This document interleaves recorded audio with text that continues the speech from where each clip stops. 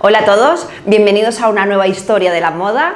Hoy vamos a hablar de un calzado mítico que además uno de los más deseados desde que surgió hasta la actualidad, donde además vamos a ver que ha evolucionado muy poco. Vamos a hablar del zapato llamado Belle Vivier, famosísimo por su diseñador Roger Vivier, y vamos a ver de dónde viene ese nombre tan icónico, porque normalmente hablamos de modistas, diseñadores, trajes que tienen nombre como la Silueta Bar, etcétera, pero en cambio el calzado, siendo tan importante como la moda y habiendo cambiado tanto en el mundo de la moda, pocas veces tenemos asociado un zapatero o un diseñador de calzado a un zapato, o pocas veces ese zapato tiene nombre propio. Bueno, pues uno de los primeros zapatos que llevan un nombre propio es el calzado Belle Vivier. Bien, vamos a ver quién fue Roger Vivier y qué es ese zapato Belle Vivier. Y aquí tenemos, bueno, pues lo poco que ha evolucionado en el mundo.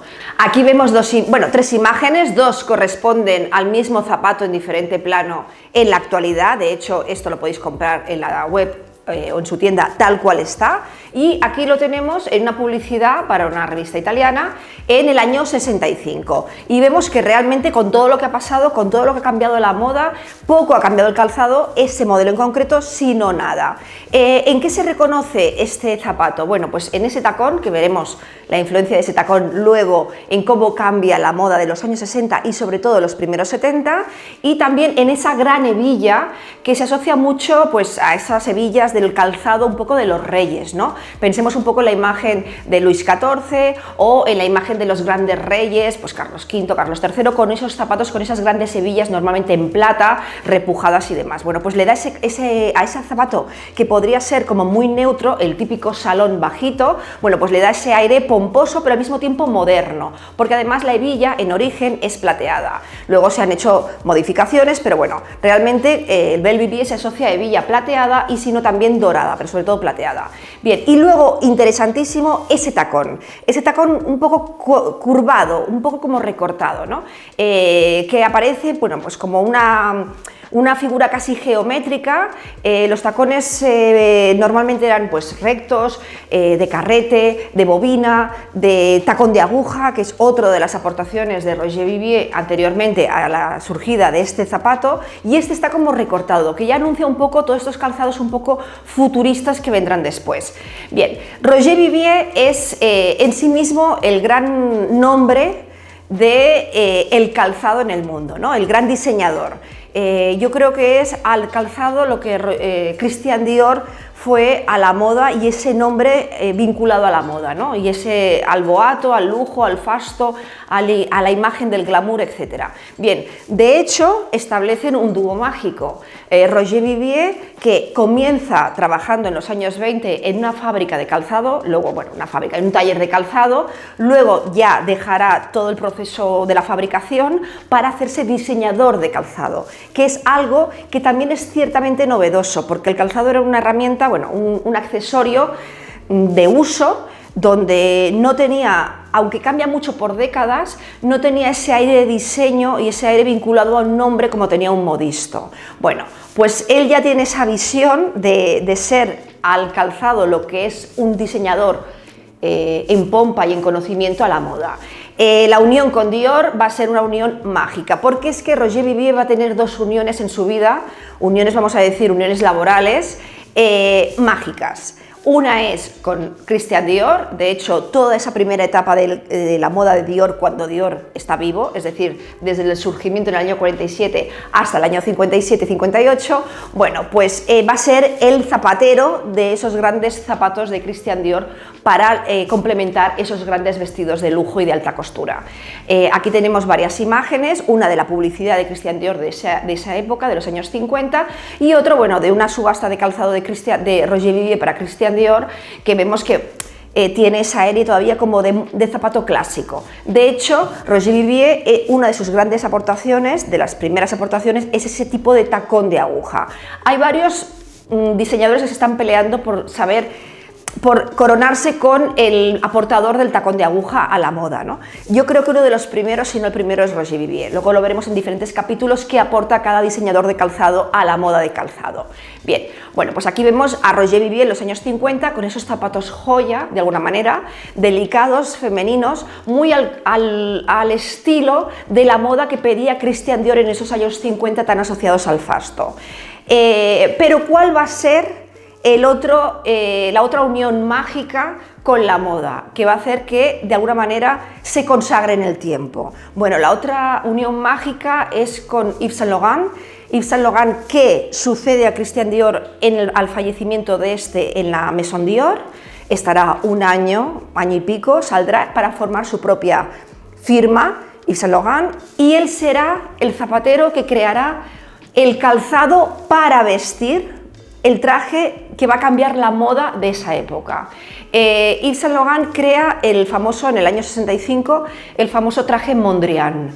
Sobre este traje hablaremos realmente en otros capítulos de qué aporta ese traje y por qué este traje es tan mítico. Nos puede gustar o no, podemos empatizar más con él o no, pero es un traje que viene a dar un antes y un después en el mundo de la moda. Bueno, pues para este tipo de traje que viene a cambiar el concepto de la moda, no solamente por la aportación de arte a moda, que ya lo habían hecho otros, como podía ser Sonia Delaunay, por ejemplo, sino a cambiar la silueta de la mujer y el concepto de qué es un vestido y qué es un estampado. Y también, yo diría, con las características que tenemos hoy de la moda y de todo lo que es la creatividad, yo diría que es otro caso claro de apropiación cultural. Bueno, pues para este nuevo vestido, con esta nueva silueta tan andrógina, por otro lado, necesitaban un calzado. ¿Por qué? Porque el calzado existente era demasiado, entre comillas, clásico. Bueno, pues para este calzado surge este zapato que Yves Saint Laurent encarga a Roger Vivier que de alguna manera sueñe con un calzado, vamos a decir, futurista para un nuevo vestido, y crea este zapato. Pero este zapato no se llamaba el Vivier, se llama, bueno, pues zapato de salón, Vivier, etcétera, pero no tiene un nombre. ¿De dónde viene el nombre? Bueno, pues el nombre viene de otro creador, otra unión mágica en este momento con el cine, que será el director de cine español, Luis Buñuel, que tiene una obra magnífica, es uno de los grandes directores de cine y que además está tan consagrado internacionalmente como nacionalmente. Yo diría que es más consagrado fuera que dentro, y sobre todo muy vinculado al cine francés y también al mexicano. Pero antes de llegar a este momento, porque este zapato cuando aparece en esta película es en el año 67, es decir, 2 años después de la aparición del calzado, deciros que mientras tanto, desde la aparición de este calzado para ese vestido que fue tan polémico hasta el año 67, Roger Vivier se consolida con este calzado.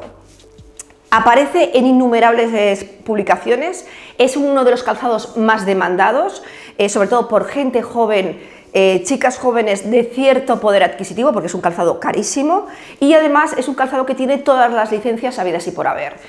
Aquí vemos una imagen de la publicidad de Saks, donde, bueno, son las típicas licencias para vender ese calzado en Estados Unidos.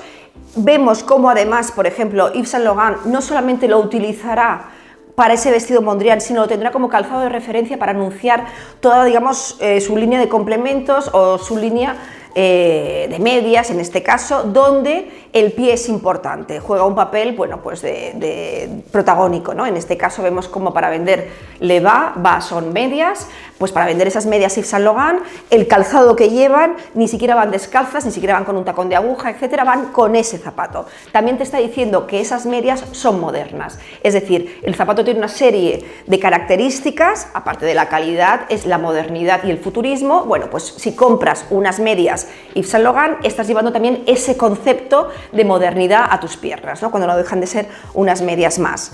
Y por otro lado, ya os cito un ejemplo de un modisto que me gusta mucho y además, bueno, ya un poco barriendo para casa, que es Elio Verhaer, que es el gran modisto de los años 60-70 español, con una clara referencia hacia el futurismo, muy influenciado por Cugas y Pierre Cardin, como en esta famosa foto para el Vogue, fotografiado por Henry Clark, ya estamos en el año 68, bueno, pues esos famosos abrigos doble faz de Elio Verhaer, que fueron tan conocidos y tan bien, vamos a decir, celebrados y vendidos, también está llevando ese calzado. Es decir, es un calzado que traspasa no solamente el país de origen, sino que además cualquier persona, diseñador, que quiera asociarse a modernidad, porque la época es así, lo usará como referente. Es decir, que además es un tema que es muy interesante. Muchas veces compramos ropa espectacular, pero no sabemos qué calzado ponernos. No sabemos si el calzado, a veces, la línea entre que sea perfecto para lo que llevamos y que sea un desastre es muy fina, ¿no?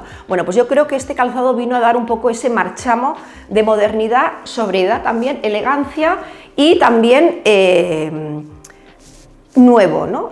No quería decir modernidad otra vez porque es lo mismo, pero sí avance, vanguardia. Esa sería un poco la idea, ¿no? Siendo en sí mismo, si lo miramos bien, un calzado clásico, es decir, no deja de ser un zapato de salón, tacón de salón, bajito, cómodo, con una gran hebilla que remite al calzado real, es decir, lo más clásico habido y por haber. Bien, volvamos a Louis Buñuel. Estamos en el año 67 y tenemos ese calzado de Roger Vivier, pero Louis Buñuel rodará una película que está considerada una de las películas imprescindibles de la historia del cine mundial, pero además una película muy polémica.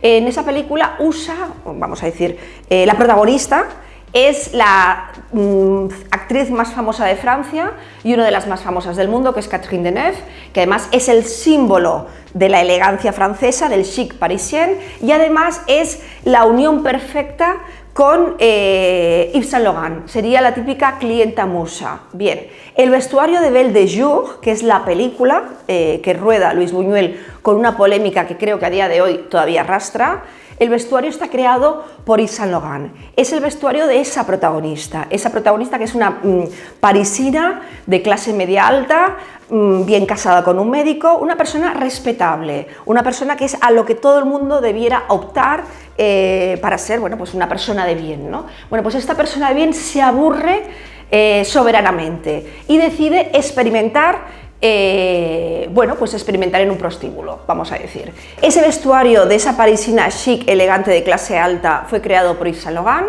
y el calzado para vestir a este personaje, a esta parisina bien, es el famoso calzado de Roger Vivier, que a partir de entonces, popularmente y luego ya comercialmente, se conocerá como Belle Vivier.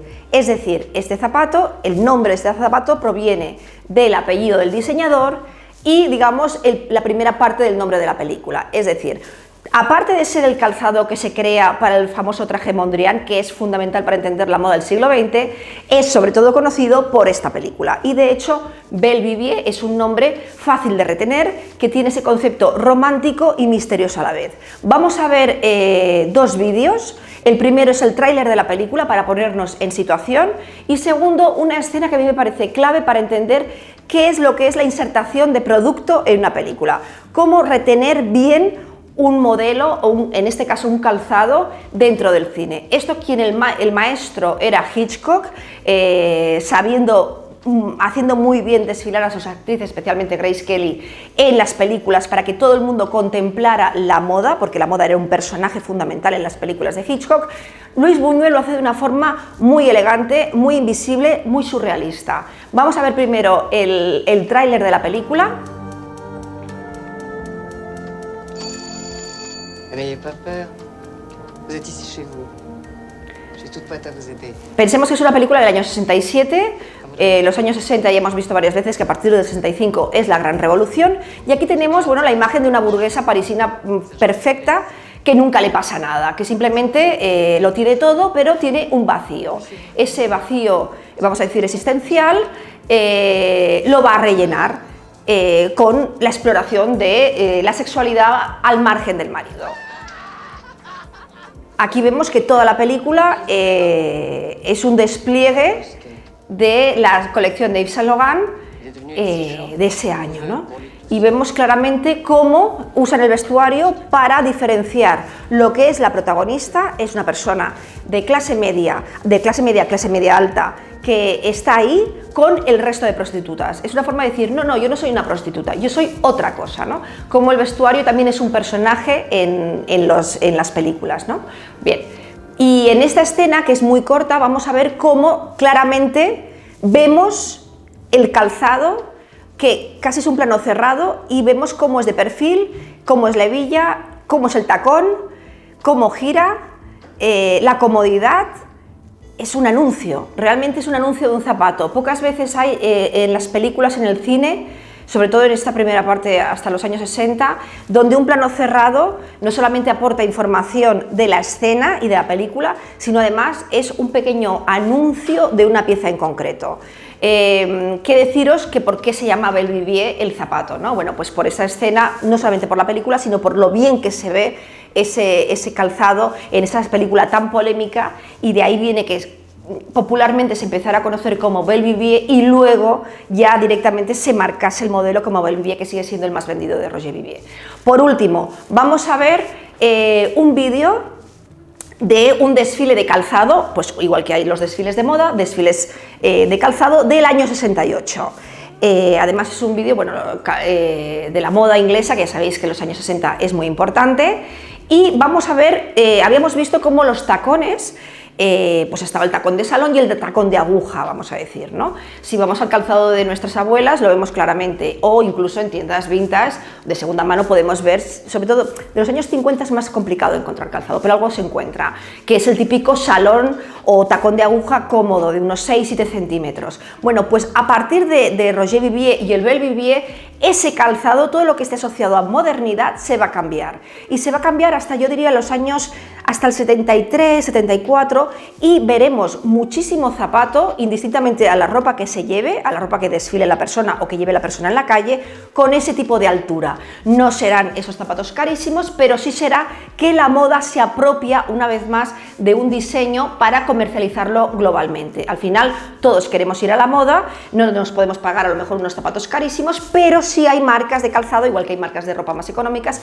que sí replican años después o temporadas después ese calzado. Vamos a ver Londres, en la patria de la modernidad desde el año 65, cómo esos modelos que desfilan llevan ese tipo de calzado. Pues aquí veis que no tiene nada que ver ese traje, esos vestidos que ya son tan hippies con las margaritas, bueno, pues un poco pijama, etcétera, y cómo no deja de ser lo mismo, un zapato bajo, punta cuadrada o casi cuadrada, hebillas o lazos, algo que llame la atención, y sobre todo el calzado, ¿no? Y sobre todo el tacón, ese tacón de 2,5 centímetros, 3, que por un lado es tan cómodo y por otro lado tan difícil de llevar según el cuerpo que tengas o las piernas que tengas. Bueno, pues es un calzado que cuando pensamos en sobre todo finales de los 60 y principios de los 70, y si revisamos las fotos de boda de los trajes de novia de nuestras madres o abuelas, en función de la edad que tengáis, veréis que casi todas tienen ese típico tacón, pues eso, 3 centímetros, ese tacón Belle Vivier, ¿no? Y vemos cómo es un calzado que ha condicionado muchísimo la moda hasta el día de hoy, y sobre todo es un calzado que no ha evolucionado dentro de la firma. Se pueden hacer con más colores, con más pieles, pequeñas modificaciones, pero cuando algo funciona no hay que cambiar. Esa es la gran máxima de la moda, cambiar para que nada cambie. Y hasta aquí la historia de hoy, nos vemos en la siguiente.